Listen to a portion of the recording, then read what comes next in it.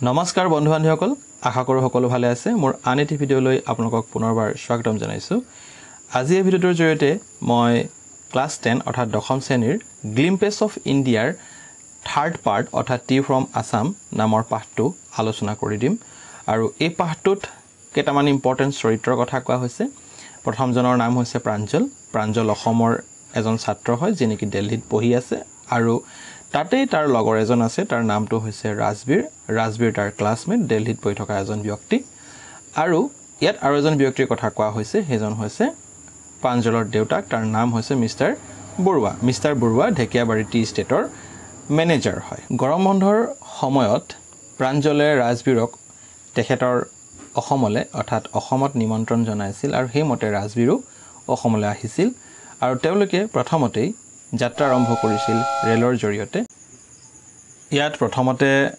প্ৰাঞ্জল আৰু ৰাজবীৰে এটা ৰেলৱে ষ্টেচনত এটা ৰেলৰ কম্পাৰ্টমেণ্টত বহি থকাৰ সময়ছোৱাত বাহিৰৰ পৰা এজন ব্যক্তিয়ে গৰম চাই বুলি শব্দ দি চাহ লাগে নেকি বুলি খিৰিকীৰ কাষত আহি তেওঁলোকক কৈছিল আৰু তেতিয়া প্ৰাঞ্জলে কৈছিল হয় আমাক চাহ লাগে আমি দুজন আছো আমাক দুকাপ চাহ দি দিয়ক সেই বুলি প্ৰাঞ্জলে কৈছিল সেই ভেণ্ডৰজনক অৰ্থাৎ চাহ বিক্ৰী কৰা ব্যক্তিজনক তাৰ পিছত যেতিয়া চাহৰ সোৱাদ লৈ আছিল সেই সময়ছোৱাত ৰাজবীৰে প্ৰাঞ্জলক কৈছিল ৰাজবীৰ তুমি জানানে গোটেই বিশ্বত প্ৰায় 80 কৰোৰতকৈ অধিক কাপ এদিনত চাহ খোৱা হয় তুমি জানানে এইষাৰ কথা এনেকৈ বুলি কৈছিল তেতিয়া প্ৰাঞ্জলে ইমান কথাটো গুৰুত্ব দিয়া নাছিল কাৰণ যেহেতু প্ৰাঞ্জল অসমৰে ব্যক্তি আৰু অসমৰ চাহ বাগানতে ডাঙৰ দীঘল হোৱা ব্যক্তি গতিকে হি চাহৰ বিষয়ে খুব ভালদৰে জানে আৰু সেইকাৰণে হুমুনিয়াকাৰী কথাটো কৈছিল হয় ৰাজবীৰ তুমি ঠিকই কৈছা চাহ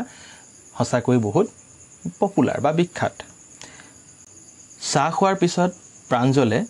আগৰ পৰা পঢ়ি আহি থকা যেটো ডিটেক্টিভ কিতাপ সেই ডিটেক্টিভ কিতাপখনক উলিয়াই ললে আৰু পঢ়াত ব্যস্ত হৈ গ'ল এফালে ৰাজবীৰো ডিটেক্টিভ কিতাপ ভাল পায় কিন্তু হেদিনাখন হি কিতাপ পঢ়া নাছিলে যেহেতু ৰাজবীৰ অসমলৈ ফুৰিব আহিছে প্ৰথমবাৰৰ বাবে আৰু খুব এক্সাইটেড হৈ আছে যেহেতু ৰাজবীৰে আগতীয়াকৈ অসমৰ বিষয়ে অধ্যয়ন কৰিলে আৰু অসমৰ বিষয়ে অধ্যয়ন কৰাৰ পিছত হি জানে যে অসমত বহুতো মনোমোহা দৃশ্য চাবলগীয়া আছে সেই কাৰণে হি কিতাপ নপঢ়ি ৰেলৰ কিনাৰত খিৰিকীয়েদি অসমৰ মনোমোহা দৃশ্য চোৱাত ব্যস্ত হৈ পৰিছে আৰু আহি থকা সময়ছোৱাত ৰাজবীৰে দেখিছে যে ধুনীয়া ধাননি পথাৰ আছে ধাননি পথাৰ মানে হেউজিয়া ধাননি পথাৰ আছে আৰু ধাননি পথাৰ পাৰ হৈ জুপুহা চাহ বাগান আছে চাহ বাগানৰ মাজে ডাঙৰ গছ আছে যি গছবোৰে কি কৰিছে চাহ বাগানক চাহ দিছে আৰু চাহ বাগানৰ হাৰিবোৰ খুব পৰিপাটিকে মানে লগাই থোৱা হাৰি বুলি ক'ব বিচাৰিছে আৰু সেই হাৰিবোৰৰ মাজে কি কৰিছে টি প্লাকাৰসকলে অৰ্থাৎ চাহ চিঙা কৰ্মীসকলে চাহপাত চিঙি আছে যাক ইয়াত আমি পাঠটোত ডল লাইক ফিগাৰ বুলি পাইছিলোঁ গতিকে ডল লাইক ফিগাৰ মানে হৈছে টি প্লাকাৰ গতিকে টি প্লাকাৰসকলে পাত চিঙি আছে আৰু অকমান আগত গৈ বা অকমান দূৰত কি দেখা পাইছে ভয়ংকৰ বা ডাঙৰ এটা বিল্ডিং দেখিছে সেই বিল্ডিঙৰ চিমনিয়েদি কি আছে ধোঁৱা ওলাই আছে অৰ্থাৎ ক'ব বিচাৰিছে ফেক্টৰী এটা আছে চাহপাত বনোৱা হয় সেই ফেক্টৰীটোত কি হৈছে ধোঁৱা ওলাই আছে এই সকলোবোৰ দৃশ্য দেখি ৰাজবীৰ অসম এনেতে ৰাজবীৰে খুব এক্সাইটেড হৈ প্ৰাঞ্জলক কথা এটা কৈছিল প্ৰাঞ্জল চোৱাচোন চাৰিওফালে কেৱল চাহৰে বাগিচা আছে হেউজিয়া চাহৰে বাগিচাচোন তেতিয়া প্ৰাঞ্জলে কথাটো ইমান গুৰুত্ব নিদি কৈছিল হয় অসমখন এনো চাহৰে কান্ট্ৰি হয় চাহৰে দেশ হয় গোটেই পৃথিৱীৰ ভিতৰত আটাইতকৈ বেছি চাহ উৎপাদন হোৱা ঠাইখনেই হৈছে অসম আৰু অসমত ইমানেই চাহৰ বাগিচা আছে যে তুমি গোটেই জীৱন চাই শেষ কৰিব নোৱাৰিবা এনেকৈ বুলি প্ৰাঞ্জলে ৰাজবীৰক কৈছিল ৰাজবীৰো কম নাছিল ৰাজবীৰে লগে ক'লে যে ময়ো অসম আৰু অসমৰ চাহ বাগানৰ বিষয়ে ভালদৰে অধ্যয়ন কৰি আহিছোঁ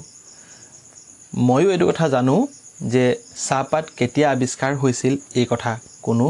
ভালদৰে নেজানে কিন্তু চাহপাতৰ লগত যে কিছুমান সাধু কথা জড়িত আছে সেইটো হলে মই ভালদৰে জানো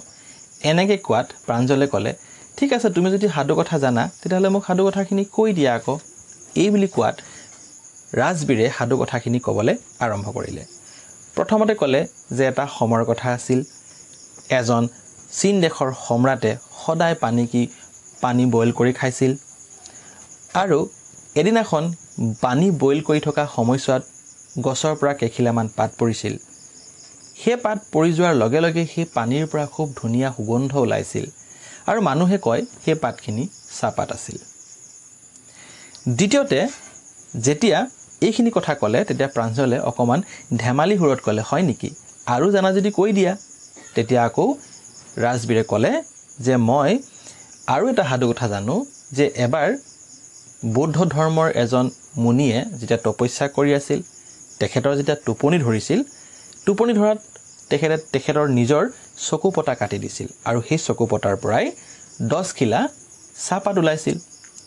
আৰু সেই চাহপাতক যেতিয়া উতলা পানীত বা গৰম পানীত দি খাই দিছিল মুনিজনে তেতিয়া টোপনি সম্পূৰ্ণৰূপে ভাঙি গৈছিল বুলি কয়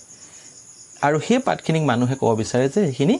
চাহপাত আছিল এই দুটা সাধু কথা আছিল বুলি ৰাজবীৰে প্ৰাঞ্জলক ক'লে ৰাজবীৰে লগতে এই কথাও কৈছিল যে 2720ত পোন প্ৰথমবাৰৰ বাবে চাহ খোৱা হৈছিল চীন দেশত আৰু সেই চীন দেশৰ পৰাই টি চাই চিনি শব্দ কিছুমান আহিছিল বুলি আমি জানো 1600 শতিকাত ইউৰোপত চাহ খাইছিল আৰু সেই চাহ দৰৱ হিচাপে সেই ব্যক্তিসকলে অৰ্থাৎ ইউৰোপিয়ানসকলে ব্যৱহাৰ কৰিছিল তাৰ পাছত তেওঁলোকৰ ট্ৰেইন মৰিয়নি জংচনত আহি উপস্থিত হ'লহি ৰাজবীৰ আৰু প্ৰাঞ্জলে নিজৰ বয়বস্তুখিনি ট্ৰেইনৰ পৰা নমালে আৰু সেই ষ্টেচনতে প্ৰাঞ্জলৰ দেউতাক মিষ্টাৰ বৰুৱা তেওঁলোকৰ কাৰণে ৰৈ আছিল আৰু লগ পোৱাৰ লগে লগে তেওঁলোকক সিধাই ঢেকিয়াবাৰী টি ষ্টেটলৈ লৈ গৈছিল য'ত মিষ্টাৰ বৰুৱা মেনেজাৰ হিচাপে কাম কৰে আৰু মেইন ৰাস্তাৰ পৰা যেতিয়া ঢেকিয়াবাৰী টি ষ্টেটলৈ বুলি যেতিয়া প্ৰৱেশ কৰিছিল এটা হিলৰ ৰাস্তাৰে গৈ আছিল আৰু সেই ৰাস্তাটোতেই এটা কেটেল ব্ৰিজ পাৰ হৈছিল কেটেল ব্ৰিজ মানে হৈছে বাঁহ বা কাঠেৰে নিৰ্মিত এটা দলং যাৰ জৰিয়তে জীৱ-জন্তুসকল পাৰ কৰিব পাৰে সেই দলংটো পাৰ হৈ ঢেকিয়াবাৰী টি ষ্টেট পায়হি আৰু সেই ৰাস্তাটোৰ দুই কাষে ধুনীয়া ধুনীয়া কি আছে চাহ বাগান আছে আৰু সেই চাহ বাগানবোৰ খুব ধুনীয়াকৈ সমানকৈ কলম কৰি থোৱা আছে এই বস্তুবোৰ ৰাজবীৰে দেখি আছে আৰু তাতেই কিছুমান টিপ লাকাৰ আছে টিপ লাকাৰ মানে হৈছে চাহ চিঙা ব্যক্তিসকলে কিছুমান টুকুৰি লৈ নিজৰ পিঠিত কিছুমান টুকুৰি লৈছে আৰু প্লাষ্টিকৰ কিছুমান কাপোৰ বান্ধি লৈছে আৰু ধুনীয়াকৈ সেই যিটো স্প্ৰাউটেড লিভছ আছে স্প্ৰাউটেড মানে যিটো অংকুৰণ হোৱা বুলি কয় বা যিটো আমি চিঙাৰ উপযোগী বুলি কওঁ সেই চিঙা উপযোগী পাতবোৰ ধুনীয়াকৈ চিঙি পিনে টুকুৰিত ভৰাই আছে এই সকলোবোৰ দৃশ্য দেখি দেখি তেওঁলোকে টি ষ্টেটলৈ গৈ আছে হঠাতে প্ৰাঞ্জলৰ দেউতাকে গাড়ী অকমান স্লো কৰি দিলে কাৰণ আগফালৰ পৰা ট্ৰেক্টৰ এটা আহি আছিলে আৰু সেই ট্ৰেক্টৰটো চাহ পাত কঢ়িয়াই লৈ আনি আছিলে আৰু যিহেতু ৰাস্তাটো ঠেক আৰু সেই সময়ছোৱাতে ৰাজবীৰে মিষ্টাৰ বৰুৱাক অৰ্থাৎ প্ৰাঞ্জলৰ দেউতাক কৈছিল যে এই সময়ছোৱাখিনিক অৰ্থাৎ এই যে পাত ওলাই আছে ধুনীয়াকৈ এই সময়ছোৱাখিনিক আমি ছেকেণ্ড ফ্লাছ বা স্প্ৰাউটিং পিৰিয়ড বুলি নকওঁ জানো এনেকৈ বুলি ৰাজবীৰে প্ৰাঞ্জলৰ দেউতাক কৈ আছে তেতিয়া প্ৰাঞ্জলৰ দেউতাই গম পালে যে ৰাজবীৰ অসমৰ চাহ উৎপাদন বা অসমৰ চাহৰ বিষয়ে খুব ধুনীয়াকৈ অধ্যয়ন কৰি আহিছে সেই বুলি ৰাজবীৰক কৈছিল তুমি চাগে খুব ধুনীয়াকৈ অসমৰ বিষয়ে বা অসমৰ চাহ বাগানৰ বিষয়ে ধুনীয়াকৈ অধ্যয়ন কৰি আহিছা আৰু মই গম পাওঁ যে মে'ৰ পৰা জুলাইৰ ভিতৰৰ সময়ছোৱাখিনিক ছেকেণ্ড স্প্ৰাউটিং পিৰিয়ড বুলিয়েই কয় বুলি কৈছে তেতিয়া ৰাজবীৰে কৈছে নিশ্চয় এতিয়া মই অসমত থাকি আৰু কিছুমান কথা শিকিম মই এইখিনি কথা আগতে অধ্যয়ন কৰি আহিছিলোঁ এতিয়া অসমত থাকি অসমৰ চাহ বাগানৰ বিষয়ে আৰু অলপ বেছিকৈ অধ্যয়ন কৰিবলৈ সুবিধা পাম এই বুলি কৈ পাঠটোত সামৰণি মৰা হৈছে আশা কৰোঁ ভিডিঅ'টো চাই ভাল পাইছে যদি ভাল পাইছে প্লিজ লাইক শ্বেয়াৰ কমেণ্ট কৰি দিব ভিডিঅ'টো যদি সম্পূৰ্ণভাৱে চাইছে অশেষ ধন্যবাদ থেংক ইউ ফৰ ৱাচিং